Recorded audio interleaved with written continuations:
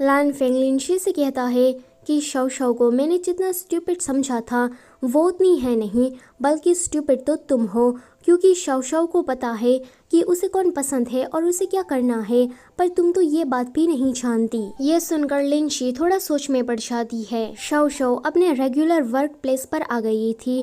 हमेशा की तरह उसकी कोवर्कर गेम्स खेल रही थी और शव शव काम कर रही थी। कोवर्कर उसे कहती है कि तुम्हारी शादी तो अब एक अमीर लड़के से होने जा रही है, तो तुम्हें तो किसी भी बात का टेंशन नहीं होगा। तो वो कहती है कि हम दोनों तो बस रिलेशन में है, शादी की बात हमारे बीच में नहीं हुई। कोवर्कर कहती है कि तुम तो सच में पागल हो, लोग डेट शादी करने के लिए ही करते हैं ताकि बाद में बच्चे पैदा करके अपनी खुद की एक फैमिली बना सके। अब शव शव तो अनाथ थी, वो फैमिली का नाम सुनकर थोड़ी इमोशनल हो जाती है एंड भागकर युनतिंग के पास आकर कहती है कि मुझे तुमसे शादी करके बच्चे करने हैं। ये सुनकर युनतिंग एक स्माइल करता है एंड उससे पूछता है कि तुम जानती हो कि शादी और बच्चे कैसे करते हैं? तो वो कहती है कि मुझे नहीं पता, पर अगर तुम्हें पता है तो तुम मुझे सिखा दो। अब युनतिंग तो क्या ही कहता, वो उसे कहता है कि उस बॉक्स में तुम्हारे लिए एक प्यारी सी ड्रेस रखी हुई है, मैं तुम्हें अगले वीक में कहीं लेकर जाना चाहता हूँ। तभी ही उसे असिस्टेंट का कॉल आता है। असिस्टेंट उसे कहता है कि कुछ बुरा हुआ है। ये सुनकर युनतिंग इतना ज्यादा परेशान हो जाता है कि शव शव जब उसे ड्रेस दिखाती है तो वो ये कह के चला जाता है कि मेरी शव शव तो हर चीज में अच्छी लगती है। शव शव सोचती है कि इसे अचानक से क्या हो गया, क्या ये मुझसे शादी नहीं करना चाहता। अगले सीन में युनतिंग और असिस्टेंट मिलकर कंपनी की उस प्रॉब्लम को सॉल्व कर रहे थे। असिस्टेंट कहता है कि तुम्हारी तबीयत ठीक नहीं है तो तुम इतना ज्यादा स्ट्रेस मत लो, हमारी कंपनी जल्दी ही मिस्टर हुआंग से कोलैबोरेशन कर लेगी।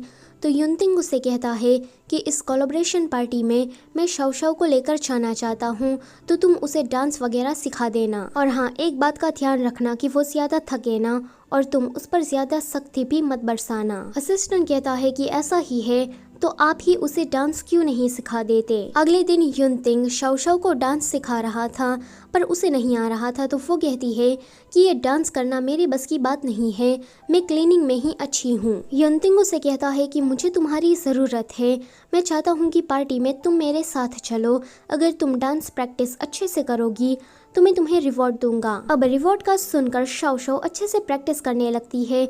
वो गलतियां कर रही थी पर फिर भी वो रुकती नहीं। अगले सीन में वो थक कर सो गई थी, तो युनतिंग उसके पास आकर कहता है कि बाहर बहुत ही ज्यादा ठंड है, तुम अपने कमरे में जाकर सो जाओ वरना तुम्हें कोल्ड हो जाएगा। पर शव शव तो गहरी नींद में थी। वो बड़बड़ाती है कि अगर मैंने ठीक से डांस प्रैक्टिस नहीं की तो तिंग तिंग मुझसे नाराज हो जाएगा। ये सुनकर उसे तो हंसी ही आ जाती है। आगे कोलैबोरेशन पार्टी वाला दिन आ जाता है। शव शव ने वही वाली ड्रेस पहनी हुई थी। वो उसे कहती है कि तिंग तिंग ये ड्रेस बहुत ही ज्यादा प्रिटी है, तो युनतिंग उसे कहता है कि ड्रेस नहीं पर तुम प्रिटी हो, हमें देखकर तो कोई भी ये कहेगा कि ये दोनों शादी करने वाले हैं। वैसे पार्टी खत्म हो जाने के बाद हम दोनों वेडिंग फोटो शूट कराने के लिए जाएंगे। ये सुनकर शव शव बहुत ही ज्यादा खुश हो जाती है। असिस्टेंट युनतिंग के पास आकर कहता है कि आपके अंकल और हाउ दोनों ही इस पार्टी में आए हैं, वो कोई मेस क्रिएट ना करे इसलिए मैं आपके साथ रहूंगा। पर इनके प्लान के अकॉर्डिंग कुछ भी नहीं होता।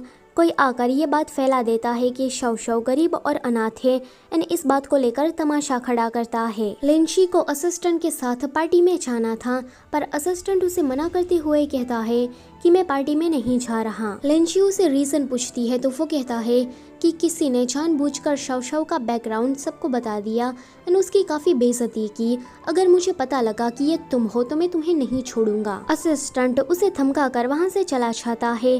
लिनशी फिर घर के अंदर जाती है तो वहाँ पर माहौल काफी गर्म था। कोवर्कर शव शव से माफी मांग रही थी कि मैंने ही तुम्हारे पैसे चुराए और पार्टी में तुम्हें फंसाने की कोशिश भी की, प्लीज मुझे माफ कर दो। युनतिंग उसे डराता है कि मरने के बहुत सारे तरीके हैं, तुम कौन सा वाला पसंद करोगी। कोवर्कर तो युनतिंग से पहले ही डरती थी और ये सुनकर तो वो शव शव के पैर ही पकड़ लेती है एंड कहती है कि इससे मुझे बचाओ। शाओशाओ उसे कहती है कि पहले तुम मेरी दोस्त थी, इसलिए मैं तुम्हारी सारी हरकतों को झेल रही थी, पर आज तुमने पार्टी में जो किया, मेरे पैसे चुराए, इस बात को मैं आसानी से नहीं जाने दूंगी। आज से तुम्हारी और मेरी दोस्ती खत्म। यानी कि शाओशाओ को हम जितना स्टूपिड समझते हैं उतनी वो है नहीं। युनतिंग उसे कहता है कि भले ही वो लड़की तुम्हारी दोस्त नहीं रही, पर फ्यूचर में तुम्हें बहुत सारे मौके मिलेंगे। इतना कहकर वो बेहोश हो जाता है। जब युनतिंग को होश आता है तो उसे लगता है कि उसके पास शाओशाओ बैठी है, पर यह तो लिनशी थी। वो तुरंत उसे माफी मांगता है कि मुझे लगा कि ये शाओशाओ है। लिनशी उसे कहती है कि तुम पिछले 3 दिन से कोमा में थे, जब तुम नहीं उठे तो शाओशाओ ने रो रो कर अपना इतना बुरा हाल कर लिया कि वो बेहोश हो गई। ये सुनकर युनतिंग शाओशाओ को देखने जाने वाला था, पर लिनशी उसे कहती है कि असिस्टेंट उसकी केयर कर रहा है, तो मैं यहाँ पर आ गई। तुम्हारी हेल्थ ठीक नहीं है तो तुम वहाँ पर मत जाओ, असिस्टेंट वहाँ पर सब कुछ संभाल लेगा। युनतिंग कहता है कि थैंक यू मेरी मदद करने के लिए। तो वो कहती है कि अगर तुम इतनी ही शुक्रगुजार हो तो तुम मुझसे शादी क्यों नहीं कर लेते। युनतिंग उसे कहता है कि माना कि तुमने मेरी काफी मदद की, पर इसका मतलब ये नहीं है कि मैं तुमसे शादी कर लूंगा। लिनशी कहती है कि हाउ और अंकल यूएस गए हैं ताकि वो दोनों तुम्हारी कंपनी में कुछ गड़बड़ कर सके। मेरे अपने खुद के कुछ कनेक्शन है, अगर तुम मुझसे शादी करते हो तो तुम तुम्हारी कंपनी को बचा सकते हो। मुझे पता है कि तुम शाओशाओ को ही पसंद करते हो, पर जरा तुम ही देखो, जब तुम नहीं उठे तो उसने अपना रो रो कर बुरा हाल कर लिया। अगर तुम सच में इस दुनिया से गायब हो गए तो उसका क्या होगा। शाओशाओ तुम्हें अपनी पूरी दुनिया मानती है, वो काफी सिंपल माइंड की है। तुम्हारी मौत का सदमा वो बिल्कुल भी नहीं सह पाएगी। इसीलिए मैं तुमसे कह रही हूँ कि तुम मुझसे शादी कर लो। मुझे तुम्हारी रियल वाइफ नहीं बनना है, मुझे तो बस टाइटल चाहिए। तुम्हें ये बात दिख क्यों नहीं रही कि मैं तुम्हारी मदद करने के लिए कितना कुछ सेक्रीफाइस कर रही हूँ कि तुम हो कि समझ ही नहीं रहे। ये सब कुछ सुनकर युनतिंग थोड़ा सोच में पड़ जाता है।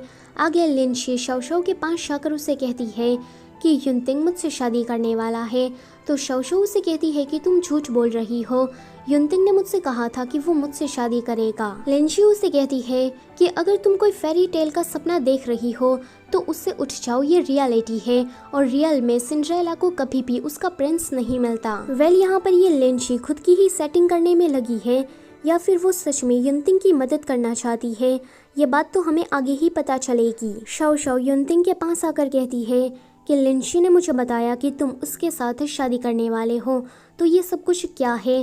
क्या मैंने कोई गलती कर दी है? क्या तुम किसी बात को लेकर मुझसे नाराज हो?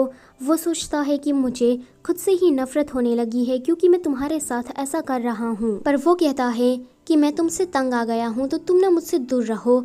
शाओशाओ उसे पूछती है कि इसका क्या मतलब है, तो वो कहता है कि तुम एक पागल लड़की हो, मैं तो बस तुम्हारे साथ प्यार का खेल खेल रहा था, अब मैं बोर हो गया तो चलो अब ब्रेकअप कर लेते हैं। पर शाओशाओ नहीं मानती, वो उसके पीछे पीछे उसके कमरे तक आ जाती है। युनतिंग ने खुद को कमरे में लॉक कर लिया था। शाओशाओ उससे कहती है कि मुझे पता है कि मैं स्टूपिड हूँ, हर काम धीमे धीमे करती हूँ, पर लिनशी जो कर सकती है वो मैं भी करूँगी। मैं बहुत ही ज़्यादा मेहनत करूँगी ताकि मैं तुम्हारे काबिल बन सकूँ। तुम जानते हो ना कि मैं तुमसे कितना प्यार करती हूँ, तो प्लीज़ तुम मुझसे ब्रेकअप मत करो।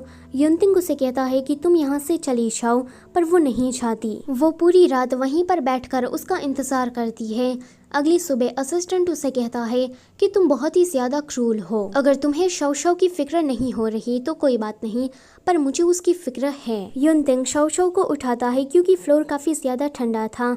वो उसे कहती है कि प्लीज़ मुझसे नफरत मत करो और मुझे छोड़कर भी मत जाओ। युनतिंग उसे कहता है कि शाओशाओ अब तुम बड़ी हो गई हो तो तुम्हें ये बात समझनी चाहिए कि हम दोनों कितने अलग हैं, तो हमें शांति से ब्रेकअप कर लेना चाहिए। इसी के साथ ये वाला पार्ट होता है यहीं पर ही ख़त्म। वीडियो से जाने से पहले लाइक, शेयर और चैनल को सब्सक्राइब करना मत भूलना। Thank you for watching.